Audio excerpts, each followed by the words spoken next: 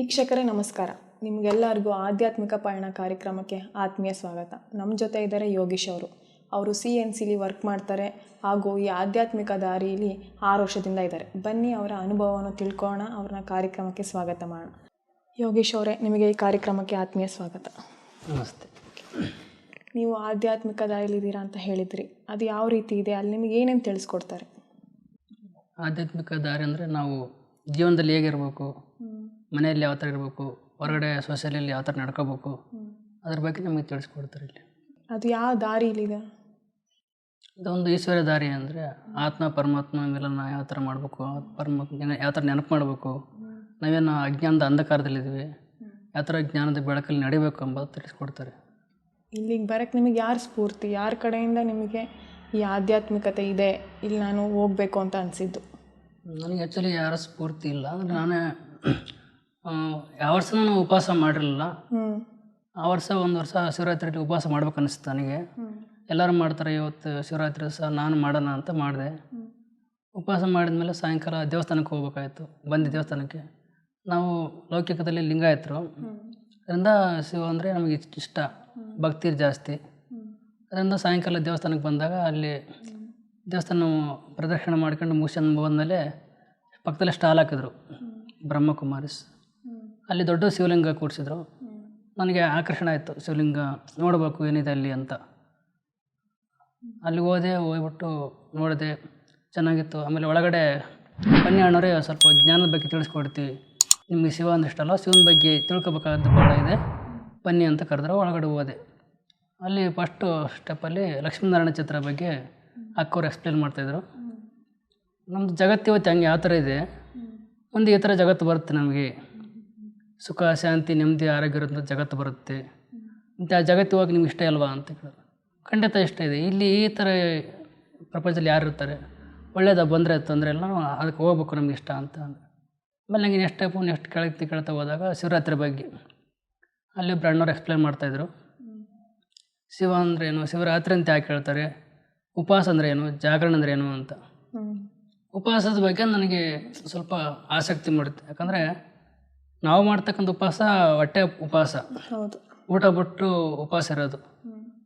ಆದರೆ ಉಪವಾಸ ಅಂದರೆ ಅದಲ್ಲ, ಸಂಸ್ಕೃತ ಪದ ಉಪ ಅಂದರೆ ಹತ್ತಿರ, ಉಪವಾಸ ಅಂದರೆ ಇರುವುದು ಅಂತ, ಪರಮಾತ್ಮನ ಹತ್ರ ಇರೋದು. ಹೇಗೆ ತಾಯಿ ಹತ್ರ ಮಕ್ಕಳಿದ್ರೆ ಇಷ್ಟ, ಹೌದು, ತಾಯಿ ಯಾವತ್ತೂ ಮಕ್ಕಳನ್ನ ಬಿಟ್ಟು ಇರೋಕ್ಕೆ ಇಷ್ಟಪಡಲ್ಲ. ಆದ್ದರಿಂದ ತಾಯಿ ಹತ್ರ ಯಾವಾಗಲೂ ಮಕ್ಕಳು ಇರ್ಬೇಕಂತ ತಾಯಿ ಇಷ್ಟಪಡ್ತಾಳೆ. ಹಾಗೆ ಜಗತ್ತಿಗೆ ತಂದೆ ತಾಯಿ ಬಂದ ಬಳಗೆಲ್ಲ ಪರಮಾತ್ಮನೇ, ಅವನ ಹತ್ರ ಮಕ್ಕಳು ಇರೋದು ಇಷ್ಟ. ಅದರಿಂದ ಅವನು ಇಷ್ಟಪಡೋದು ಹತ್ರ ಇರ್ರಿ ಅಂತ ಹೇಳ್ತಾನೆ. ಮತ್ತು ಉಪವಾಸ ಅಂದರೆ ಈಗ ಊಟ ಬಿಟ್ಟಿರೋದಂದರೆ ಯಾವುದೇ ತಂದೆ ತಾಯಿಗಳು ತನ್ನ ಮಕ್ಕಳು ಉಪವಾಸ ಇರೋದು ಇಷ್ಟಪಡಲ್ಲ. ಅದು ಊಟ ಮಾಡಿಲ್ಲ ಅಂದರೂ ಒಂದು ಮೈಲಿ ದೂರ ಹೋದ್ರೂ ಹಿಂದೆ ತಟ್ಟಿಟ್ಕೊಂಡು ಮಕ್ಕಳಿಂದ ತಾಯಿ ಓಡ್ತಾ ಇರ್ತಾಳೆ, ಊಟ ಮಾಡು ಅಂತ. ಅದಕ್ಕೆ ಉಪವಾಸ ಮಾಡಬಾರ್ದು, ಯಾವತ್ತು ತಂದೆ ನೆನಪು ಮಾಡ್ಬೇಕಂತ ಹೇಳಿದ್ರು. ಈಗ ಆ ಪಾಯಿಂಟ್ ಭಾಳ ಇಷ್ಟ ಆಯಿತು. ಆಮೇಲೆ ಜಾಗರಣ ಅಂದರೆ ನಾವು ಕಾಮ ಕ್ರೋಧ ಲೋಭ ಮೋಹ ಅಹಂಕಾರ ಈರ್ಷೆ ದ್ವೇಷ ಹೊಟ್ಟೆ ಕಿಚ್ಚು ಜಲಸ್ ಇವೇನಿದ್ದಾವೆ, ಇವುಗಳಿಂದ ನಾವು ಜಾಗೃತರಾಗಿರ್ಬೇಕು. ಇವುಗಳನ್ನ ಯಾವತ್ತೂ ನಾವು ಒಳಗಡೆ ಎಂಟ್ರಿ ಮಾಡ್ಕೋಬಾರ್ದು. ಇವುಗಳು ಬರ್ದಂಗೆ ನೋಡ್ಕೊಳ್ತಿರೋದು ಜಾಗರಣೆ, ನಿಜವಾದ ಜಾಗರಣೆ ಅಂತ ಹೇಳ್ಕೊಟ್ರು. ಅದು ಇಷ್ಟ ಆಯಿತು. ಆಮೇಲೆ ಮುಂದೆ ಸ್ಟೆಪ್ ಹೋದಂಗೆ ಏಣಿ ಚಿತ್ರ ಹೇಳಿದ್ರು. ನಮ್ಮ ಭಾರತ ಯಾವ ಥರ ಇತ್ತು, ಯಾವ ಥರ ಬಂದಿದೆ, ಉತ್ಥಾನದಿಂದ ಪತನ ಯಾವ ಥರ ಆಯಿತು ಅಂತ ಹೇಳಿದ್ರು. ನಮ್ಗೆ ಹಂಗಾಗಿ ಪಾಯಿಂಟ್ ಇಷ್ಟ ಆಯಿತು. ಆಯ್ತು, ಇದನ್ನ ಕೇಳಲೇಬೇಕು ಅಂತ ನನಗೆ ಇಷ್ಟ ಆಯಿತು, ಸ್ಫೂರ್ತಿ ಆಯಿತು. ನಿಮ್ಮ ಮನೇಲಿ ಯಾರ್ಯಾರು ಜ್ಞಾನದಲ್ಲಿದ್ದೀರಾ? ನಾನು ಫಸ್ಟಿಗೆ ಬಂದೆ. ಬಂದಮೇಲೆ ನಮ್ಮ ಮನೆ ಎಲ್ಲರೂ ಕರ್ಕೊಂಬಂದೆ, ಅಪ್ಪ ಅಮ್ಮ ತಮ್ಮ ತಂಗಿ ಗಂಡ ಭಾವಂದರು ಎಲ್ಲರೂ ಬಂದರು ಜ್ಞಾನಕ್ಕೆ. ಈಗ ಅವರು ಟಚ್ಚಲ್ಲಿದ್ದಾರೆ, ನಾನು ಸಂಪೂರ್ಣ ಆಗಿದೆ. ಇಲ್ಲಿ ಯಾವ ರೀತಿ ಜ್ಞಾನ ಹೇಳ್ಕೊಡ್ತಾರೆ, ಅದರಿಂದ ನಮ್ಗೆ ಯಾವ ರೀತಿ ಅನುಭವ ಸಿಗುತ್ತೆ? ಇಲ್ಲಿ ಜ್ಞಾನ ಹೇಳಿದ್ನಲ್ಲ, ನಾವು ಯಾವ ಥರ ಸೊಸೈಲಿ ಯಾವ ಥರ ಇರಬೇಕು, ಯಾವ ಥರ ನಮ್ಮ ಚಲನವಲನ ಇರಬೇಕು, ಯಾವ ಥರ ಫ್ರೆಂಡ್ಶಿಪ್ ಜೊತೆ ಇರಬೇಕು, ಮನೇಲಿ ಯಾವ ಥರ ನಡ್ಕೋಬೇಕು. ಈಗ ಮೊದಲು ನಾವು ಹೆಂಗಿದ್ರೆ ಜ್ಞಾನಕ್ಕೆ ಬರೋದು ಮುಂಚೆ ನಾವು ಕೋಪ ಜಾಸ್ತಿ ಮಾಡ್ಕೊಳ್ಳೋದು, ಹೊಟ್ಟೆ ಕಿಚ್ಚು ಜಾಸ್ತಿ ಪಡೋದು, ಈ ಥರ ಇತ್ತು. ಈಗ ಬಂದಮೇಲೆ ನಾವು ತಿಳ್ಕೊಂಡು ಅವರು ನಮ್ಮ ಥರ ಸಹೋದರ ಸಹೋದರಿಯರು, ಒಬ್ಬ ತಂದೆಗೆ ಎಲ್ಲರೂ ಮಕ್ಕಳವರು. ಅವ್ರ ಮೇಲೆ ನಾವು ಯಾಕೆ ಹೊಟ್ಟೆ ಕಿಚ್ಚು ಪಡಬೇಕು, ಅವರು ಮಾಡಿದಂಥ ಕರ್ಮದಂತ ಅವರು ಫಲ ತಿಂತಾಯಿದ್ದಾರೆ ಅಂತೇಳಿ ನಾವು ಇಷ್ಟು ದಿನ ಅಂತ ಇದೆಯಾ ಜ್ಞಾನಕ್ಕೆ, ಇಷ್ಟು ದಿನ ಹೇಳ್ಕೊಡ್ತಾರೆ ಈ ಥರ, ಯಾವ ಥರ ಅದು? ಸ್ಟಾರ್ಟಿಂಗಲ್ಲಿ ಫಸ್ಟ್ 7 ದಿನ ಕೋರ್ಸ್ ಕೊಡ್ತಾರೆ. ಆತ್ಮ ಅಂದರೆ ಏನು, ಯಾಕಂದರೆ ಮುಂಚೆ ನಾವು ಯಾರಂಬುದು ಗೊತ್ತಿರಲಿಲ್ಲ, ನಮ್ಮ ಬಗ್ಗೆ ನಾವು ತಿಳ್ಕೊಂಡಿರಲಿಲ್ಲ. ಅದಕ್ಕೆ ಫಸ್ಟ್ ನಾನು ಯಾರೋ ಈ ಜಗತ್ತಿಗೆ ಏನಕ್ಕೆ ಬಂದಿದ್ದೀನಿ, ನಮ್ಮ ಕಾರ್ಯ ಏನು ಎಂಬುದ್ರ ತಿಳ್ಕೊಬೇಕಲ್ವ, ಅದಕ್ಕೆ ಫಸ್ಟ್ ಆತ್ಮ ಬಗ್ಗೆ ಕೊಡ್ತಾರೆ. ಎಲ್ಲರೂ ಏನು ಅನ್ಕೊಂಡ್ರು ಆತ್ಮನೇ ಒಳಗಡೆ ಪರಮಾತ್ಮ, ಆತ್ಮನೇ ಪರಮಾತ್ಮ, ನಾನೇ ಆತ್ಮ, ಶರೀರ ಬೇರೆ ಆತ್ಮ ಬೇರೆ ಅಂತ ಏನಿಲ್ಲ, ಎಲ್ಲ ಒಂದೇ ಅಂತ ತಿಳ್ಕೊಂಡಿದ್ವಿ. ಆದರೆ ಇಲ್ಲಿ ಬಂದಮೇಲೆ ನಿಮ್ಗೆ ಗೊತ್ತಾಯ್ತು ನಾನೇ ಬೇರೆ, ನನ್ನ ಶರೀರನೇ ಬೇರೆ. ಈ ಆತ್ಮ ಅಂದರೆ ಏನು, ಅದರಲ್ಲಿರೋ ವಿಶೇಷತೆಗಳಂದರೆ ಯಾವ್ದ್ಯಾವುದು? ಆತ್ಮದಲ್ಲಿ 3 ಸೂಕ್ಷ್ಮ ಇಂದ್ರಿಯಗಳಂತ ಹೇಳ್ತೀವಿ, ಮನಸ್ಸು, ಬುದ್ಧಿ, ಸಂಸ್ಕಾರ. ಮನಸ್ಸು ಅಂದರೆ ನಾವು ಈಗ ಹಂಗೆ ಸಾಗರದ ಅಲೆಗಳು ಹೆಂಗೆ ಮೇಲೆ ಕೆಳಗೆ ಏರಿಳಿತಾಗುತ್ತೆ ಆ ಥರ ನಮ್ಮ ಮನಸ್ಸು ಓಡ್ತಾ ಇರುತ್ತೆ, ಏನು ಮಾಡ್ಬೇಕು ಏನಿಲ್ಲ ಅಂತ ಗೊಂದಲದಲ್ಲಿ ಆಗಿರ್ತೀವಿ. ಬುದ್ಧಿ ಅಂದರೆ ಅದು ನಿರ್ಣಯ ತಗೊಳ್ತೀವಿ, ನಾವು ಇದನ್ನೇ ಮಾಡಿದ್ರೆ ಕರೆಕ್ಟ್ ಡಿಸಿಷನ್, ಇದು ಈ ಥರನೇ ಮಾಡ್ಬೇಕಂತ. ಸಂಸ್ಕಾರ ಅಂದರೆ ನಾವು ಮಾಡ್ತಕ್ಕಂಥ ಕರ್ಮ, ಅದು ಒಳ್ಳೇದಾಗಿರ್ಬೋದು ಕೆಟ್ಟದ್ದಾಗಿರ್ಬೋದು, ಅದೆಲ್ಲ ರೆಕಾರ್ಡ್ ಆಗುತ್ತೆ.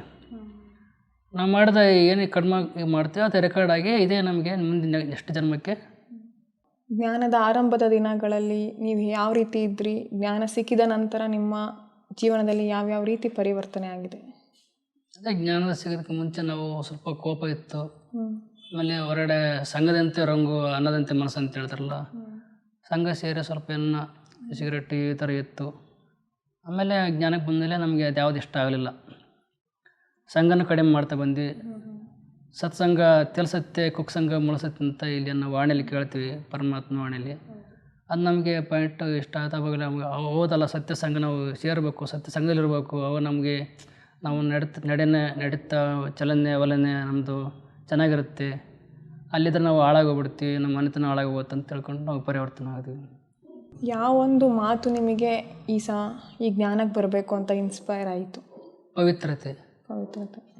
ಯಾಕಂದರೆ ಪವಿತ್ರತೆ ಅಂದರೆ ನಾವು ಅಲ್ಲಿ ಹೇಳ್ತಾರೆ ಗೋ ಹತ್ಯೆ ಮಾಡೋದು ಭಾಳ ಪಾಪ, ಆ ಮನುಷ್ಯರನ್ನ ರಕ್ಷಣೆ ಮಾಡೋದು ಪಾಪ ಅಂತ. ಆದರೆ ಪರಮಾತ್ಮ ಹೇಳ್ತಾರೆ ಇಲ್ಲಿ ಕಾಮ ಕಟ್ಟರೆ ನಡೆಸೋದು ಬಹಳ ದೊಡ್ಡ ಪಾಪ ಇದು, ಅದರಿಂದ ಎಷ್ಟೋ ಕೊಲೆಗಳಾಗುತ್ತವೆ, ಸುರುಗಳಾಗುತ್ತವೆ. ಪವಿತ್ರತೆ ಸುಖ ಶಾಂತಿಗೆ ಜನನಿ ಅಂತ ಹೇಳ್ತೀವಿ. ಎಲ್ಲಿ ಪವಿತ್ರತೆ ಇರುತ್ತೆ ಅಲ್ಲಿ ಸುಖ ಶಾಂತಿ ಇರುತ್ತೆ.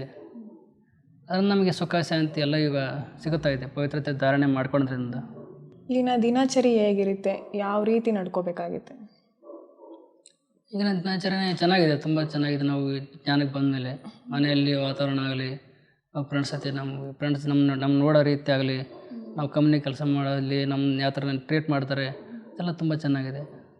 ಅಂದರೆ ಇಲ್ಲಿ ಯೋಗ ಧಾರಣೆ ಆ ಥರದ್ದೆಲ್ಲ ಇರುತ್ತಲ್ಲ, ಅದು ಯಾವ ರೀತಿ ಇರುತ್ತೆ? ಅದು ಯೋಗ ಅಂದರೆ ಜೋಡಣೆ ಅಂತ ಹೇಳ್ತೀವಿ. ನಾವು ಯಾವ ಥರ ತಾಯಿ ಪಕ್ಕದಲ್ಲಿರಲಿ, ಎಲ್ಲಿ ಊರಲ್ಲಿರಲಿ, ಮನೇಲಿರಲಿ, ಯಾವುದೇ ಮಕ್ಕಳು ಕೆಲಸಕ್ಕೆ ಹೋದ್ರೂ ತಾಯಿ ನೆನಪು ಮಾಡ್ಕೊತಾರೆ, ತಾಯಿ ಮಕ್ಕಳು ನೆನಪು ಮಾಡ್ಕೊತಾರೆ. ಹತ್ತಿರ ಇರ್ಬೇಕಂತೇನಿಲ್ಲ, ಅವ್ರು ಎಲ್ಲಿದ್ರೂ ನೆನಪು ಮಾಡ್ಕೊತಾ ಇರ್ತಾರೆ ನೆನಪಾದಾಗ. ಆ ಥರ ನಾವು ಪರಮಾತ್ಮ ನಮ್ಮ ಮುಂದೆ ಇದ್ರೂ ಮೇಲಿದ್ರೂ ಪರಮಾತ್ಮ ನಾವು ನೆನಪು ಮಾಡ್ಕೊತೀವಿ. ಯಾಕಂದರೆ ನಾವು ಪರಮಾತ್ಮನ ಯಾವ ಥರ ನೆನಪು ಮಾಡ್ಬೇಕಂತ ನಮ್ಗೆ ಹೇಳ್ಕೊಟ್ಟಿರ್ತಾರಲ್ವ, ಅವಾಗ ನಾವು ಆತ್ಮ ಅಂದ್ಕೊಂಡು ಪರಮಾತ್ಮ ನೆನಪು ಮಾಡ್ಕೊಳ್ತೀವಿ. ಸಮರ್ಪಣೆ ಅಂದರೆ ನಿಮ್ಮ ಪ್ರಕಾರ ಯಾವುದು? ಸಮರ್ಪಣೆ ಅಂದರೆ ನಾವು ಅದೇ ಕಾಮ, ಕ್ರೋಧ, ಲೋಭ, ಮೋಹ, ಅಹಂಕಾರ ಇವುಗಳಿಂದ ಎಲ್ಲ ತ್ಯಜಿಸಿರ್ಬೇಕು. ಆಮೇಲೆ ಸಂಪೂರ್ಣ ಪರಮಾತ್ಮ ಏನು ಹೇಳ್ತಾರೆ ಅದು ಆಜ್ಞಾಕಾರಿ ಆಗಿರಬೇಕು. ಮನೆ ಮತ್ತು ಆಧ್ಯಾತ್ಮಿಕತೆ ಯಾವ ರೀತಿ ನಿಭಾಯಿಸಬೇಕು ಅಂತ ಹೇಳ್ತೀರಾ? ಮನೇಲಿ ಅಂದರೆ ಬ್ಯಾಲೆನ್ಸ್, ಎರಡು ಕಡೆ ಬ್ಯಾಲೆನ್ಸ್ ಮಾಡೋದು. ಮನೇಲಿ ಯಾರನ್ನೂ ತೊಂದರೆ ಕೊಡೋಂಗಿಲ್ಲ, ಇಲ್ಲಿನೂ ನಾವು ಪರಮಾತ್ಮ ಹೇಳ್ದಂಗೆ ಸೇವೆ ಮಾಡೋದಾಗಲಿ, ಪರಮಾತ್ಮನ ವಾಣಿ ಕೇಳೋದಾಗಲಿ, ಇಲ್ಲಿ ನಿಮಿತ್ತವಾದ ಟೀಚರ್ ಏನು ಹೇಳ್ತಾರೆ ಅದಕ್ಕೆ ಆಜ್ಞಾಕಾರಿ ನಡ್ಕೊಳ್ಳೋದಾಗಲಿ, ನಾವು ಆ ಥರ ಬ್ಯಾಲೆನ್ಸ್ ಮಾಡ್ತೀವಿ. ಮನೇಲಿ ಅಪ್ಪ ಅಮ್ಮ ಇರ್ಬೋದು, ತಮ್ಮ ಅಕ್ಕ ತಂಗಿ ಇರ್ಬೋದು, ಅವ್ರ ಜೊತೆ ಅವ್ರಿಗೆ ಯಾವುದೇ ರೀತಿ ತೊಂದರೆ ಕೊಡ್ದಂಗೆ ಅವ್ರನ್ನ ಚೆನ್ನಾಗಿ ನೋಡ್ಕೊಳ್ಳೋದು. ಮಧುಬನ ಅಂದರೆ ಏನು? ಇಲ್ಲಿರೋರೆಲ್ಲ ಅಲ್ಲಿಗೆ ಯಾಕೆ ಹೋಗ್ತಾರೆ? ಮಧುಬನ ಅಂದರೆ ಇಲ್ಲಿ ಲೌಕಿಕದಲ್ಲಿ ತೀರ್ಥಯಾತ್ರೆ ಅಂತ ಹೇಳ್ತಾರೆ. ಕಾಶಿ, ವಿಶ್ವನಾಥ ಎಲ್ಲ ಕಡೆ, ತಿರುಪತಿ ಎಲ್ಲ ಶ್ರೇಷ್ಠವಾದ ತೀರ್ಥಯಾತ್ರೆ ಅಂತ ಹೇಳ್ತಾರೆ. ಆದರೆ ನಮ್ಮದು ಅಲೌಕಿಕದ ಅಂದರೆ ಬ್ರಾಹ್ಮಣ ಪರಿವಾರದ ಒಂದು ಮಧುಬನ ಅಂದರೆ ಅದು ದೊಡ್ಡ ತೀರ್ಥಯಾತ್ರೆ. ಅದು ವರದಾನ ಭೂಮಿ ಅಂತ ಹೇಳ್ತೀವಿ, ಪವಿತ್ರ ಭೂಮಿ ಅಂತ ಹೇಳ್ತೀವಿ, ಪರಮಾತ್ಮ ದರೆಗಿಳಿದು ಪರಮಾತ್ಮ ನಡೆದಾಡಿದಂಥ ಭೂಮಿ ಅಂತ ಹೇಳ್ತೀವಿ. ಅಲ್ಲಿ ಹೋದರೆ ನಮಗೆ ಈಗ ಸ್ವರ್ಗಕ್ಕೆ ಹೋದಕ್ಕೆ ವೀಸಾ ಪಾರ್ಟ್ ಅಂದರೆ ಪಾಸ್ಪೋರ್ಟ್ ತಗೊಳಂಗೆ. ಅಲ್ಲಿ ಯಾವ ರೀತಿ ನಿಮಗೆ ಅನುಭವ ಆಯಿತು? ಅಲ್ಲಿ ಹೋದರೆ ನಮಗೆ ಒಂಥರ ಪರಿಸ್ಥಿತಿಗಳ ಅನುಭವ, ಹೇಳ್ತಾರಲ್ಲ ಮೇಲೆ ಪರಿಸ್ಥಿತಿಗಳು ಓಡಾಡ್ತಾರೆ ಅಂತ. ಅಲ್ಲಿ ಹೋದರೆ ನಮಗೆ ಗೊತ್ತಾಗುತ್ತೆ ನಿಜವಾದ ಪರಿಸ್ಥಿತಿಗಳು ಇಲ್ಲಿದ್ದಾರೆ. ಅಲ್ಲಿ ಹಾಕ್ಕೊಳ್ತಕ್ಕಂಥ ವಸ್ತ್ರ ಇರ್ಬೋದು, ಬಿಳಿ ವಸ್ತ್ರ, ಅಲ್ಲಿ ನಡೆದಾಡ್ತಕ್ಕಂಥ ರೀತಿ ಇರ್ಬೋದು, ದಾದಿ ದೀದಿಗಳಿರ್ಬೋದು, ಮಹಾರಥಿಗಳಿರ್ಬೋದು, ಅವ್ರು ನಡೀತಕ್ಕಂಥ ರೀತಿ, ಅವ್ರನ್ನ ಕ್ಲಾಸ್ ಮಾಡೋದಾಗಲಿ ಎಲ್ಲ ನಮ್ಗೆ ಇಷ್ಟ ಆಗುತ್ತೆ. ನೀವು ದಾದಿ ದೀದಿ ಅಂದ್ರಿ, ಅವ್ರ ಜೊತೆ ನಿಮ್ಮ ಅನುಭವ ಹೇಗಿತ್ತು?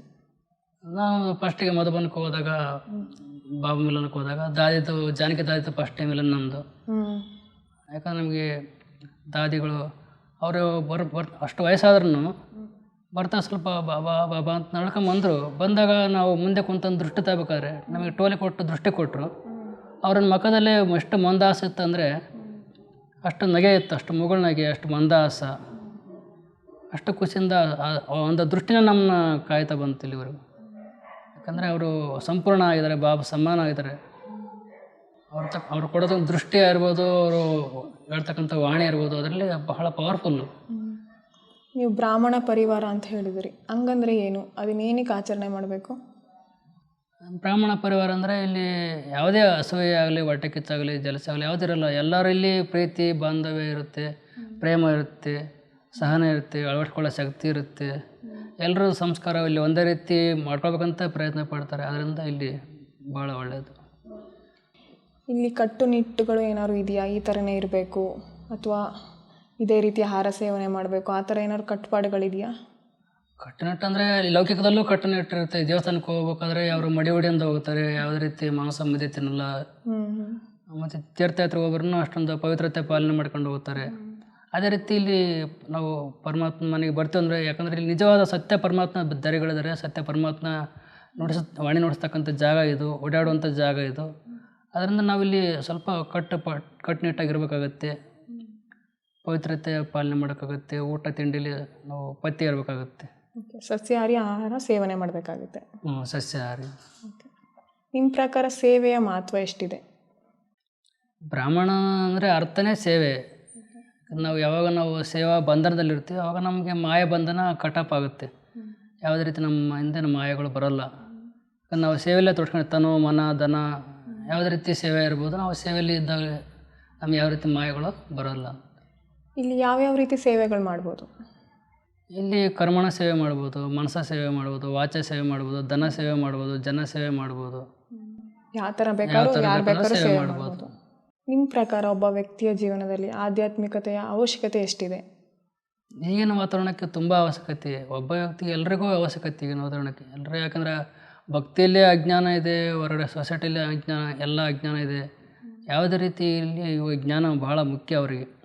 ಮನೆಯಲ್ಲಿ ನಿಭಾಯಿಸೋದಾಗಲಿ, ಮನೆಯಲ್ಲಿ ವಾತಾವರಣ ನಡೆಸೋದಾಗಲಿ, ಅವ್ರನ್ನ ಯಾವ ಥರ ಮನೇಲಿ ರೂಲ್ ಮಾಡಬೇಕು, ಹೊರಗಡೆ ಯಾವ ಥರ ಇರಬೇಕು, ಫ್ಯಾಕ್ಟ್ರಿಲಿ ಆಗ್ಬೋದು, ಹೊರಗಡೆ ಆಗ್ಬೋದು, ಫ್ರೆಂಡ್ಸ್ ಜೊತೆ ಇರ್ಬೋದು, ಆ ಥರ ಯಾವ ಥರ ನಡ್ಕೊಳ್ಬೇಕಂಬ ತಿಳ್ಕೊಳ್ಳೋಕ್ಕೋಸ್ಕರ ಅವರು ಈ ಆಧ್ಯಾತ್ಮಿಕ ಅಂತ ತೊಗೊಳ್ಬೇಕಾಗತ್ತೆ ಅವರು. ನೀವು ಆಧ್ಯಾತ್ಮಿಕತೆಯ ಬಗ್ಗೆ ಇಷ್ಟೆಲ್ಲ ಹೇಳಿದ್ರಿ. ನಿಮ್ಮ ಪ್ರಕಾರ ಯಾರ್ಯಾರು ಈ ಆಧ್ಯಾತ್ಮಿಕತೆಗೆ ನಿಮ್ಮ ಕಡೆಯಿಂದ ಬಂದಿದ್ದಾರೆ? ನಮ್ಮ ಕುಟುಂಬ ಎಲ್ಲ ಬಂದಿದೆ. ಎಲ್ಲ ಬಂದಿದೆ. ನಮ್ಮ ಫ್ರೆಂಡ್ಸ್ ಸ್ವಲ್ಪ ಬಂದಿದ್ದಾರೆ. ಎಲ್ಲರಿಗೂ ಎಲ್ಲರಿಗೂ ಜ್ಞಾನ ಪಡಿಸಿದ್ದೀವಿ. ಓಕೆ. ನಮ್ಮ ವೀಕ್ಷಕರಿಗೆ ನೀವೇನು ಹೇಳೋಕ್ಕೆ ಇಷ್ಟಪಡ್ತೀರಾ ಕೊನೆಯದಾಗಿ? ವೀಕ್ಷಕರಿಗೆ ನಮಸ್ತೆ. ವೀಕ್ಷಕರಿಗೆ ಏನು ಹೇಳ್ಬೇಕಂದ್ರೆ, ವೀಕ್ಷಕರೇ ದಯವಿಟ್ಟು ಈ ಅಜ್ಞಾನದ ಅಂಧಕಾರದಲ್ಲಿ ಬೀಳೋದು ಸಾಕು. ಯಾಕಂದ್ರೆ ವಿಷಯದ ವೈತರಣಿ ಅಂತ ಹೇಳ್ತೀವಿ, ವಿಷಯದ ನದಿ ಅದು. ಅದನ್ನ ಟೇಸ್ಟ್ ಮಾಡಿ ನೋಡ್ಬೇಕಂತೇನಿಲ್ಲ, ಗೊತ್ತಾಗುತ್ತೆ ಪ್ರಪಂಚ ಯಾವ ಥರ ಇದೆ, ಯಾವ ಥರ ವಿಕಾರಗಳಿದ್ದಾವೆ, ಯಾವ ಥರ ದುಃಖ ಇದೆ, ಯಾವ ಥರ ಅಶಾಂತಿ ಇದೆ. ಅದರಿಂದ ನಾವು ಎದ್ದಿಗ ಪ್ರಕಾಶತೆಯನ್ನು ಕೊಡ್ತಿದ್ರೆ ತಂದೆ ಪರಮಾತ್ಮ. ಆ ಪ್ರಕಾಶತೆ ಅಡಿಗೆ ನಾವು ನಡ್ಕೋಬೇಕು, ಒಳ್ಳೆ ಜ್ಞಾನ ತಗೊಳ್ಬೇಕು, ಒಳ್ಳೆ ರೀತಿ ನಡ್ಕೋಬೇಕು ಅಂತೇಳಿ ಎಲ್ಲರಿಗೆ ದಯವಿಟ್ಟು ಜ್ಞಾನ ತಗೊಳ್ರಿ ಅಂತೇಳಿ ಅವ್ರಿಗೆ ರಿಕ್ವೆಸ್ಟ್ ಮಾಡ್ಕೊತಾ ಇದ್ದೀನಿ. ಯೋಗೀಶ್ ಅವರೇ, ಇಷ್ಟೊತ್ತು ನಮ್ಮ ಜೊತೆ ನಿಮ್ಮ ಅಮೂಲ್ಯ ಸಮಯವನ್ನು ಹಂಚ್ಕೊಂಡಿದ್ದೀರಾ. ನಿಮಗೆ ಹೃದಯಪೂರ್ವಕ ಧನ್ಯವಾದಗಳು. ಥ್ಯಾಂಕ್ಸ್. ನೋಡಿದ್ರಲ್ಲ ವೀಕ್ಷಕರೇ, ಯೋಗೀಶ್ ಅವರು ತಮ್ಮ ಅನುಭವಯುಕ್ತ ಮಾತಿನಿಂದ ಜ್ಞಾನ ಅಂದರೆ ಏನು, ಸೇವೆ, ಧಾರಣೆ, ಇದ್ರ ಬಗ್ಗೆ ಮಹತ್ವಗಳನ್ನು ನಮಗೆ ತಿಳಿಸ್ಕೊಟ್ಟಿದ್ದಾರೆ. ನನಗೆ ಅನಿಸೋ ಪ್ರಕಾರ ನಾವೆಲ್ಲರೂ ಕೂಡ ಈ ಜ್ಞಾನವನ್ನು ತಿಳ್ಕೋಬೇಕು. ಪ್ರತಿಯೊಬ್ಬರಿಗೂ ಈ ಜ್ಞಾನದ ಅವಶ್ಯಕತೆ ಇದೆ. ಮುಂದಿನ ಸಂಚಿಕೆಯಲ್ಲಿ ಮತ್ತೊಬ್ಬ ವಿಶೇಷ ವ್ಯಕ್ತಿಯೊಂದಿಗೆ ಭೇಟಿಯಾಗ್ತೀನಿ. ನಮಸ್ಕಾರ.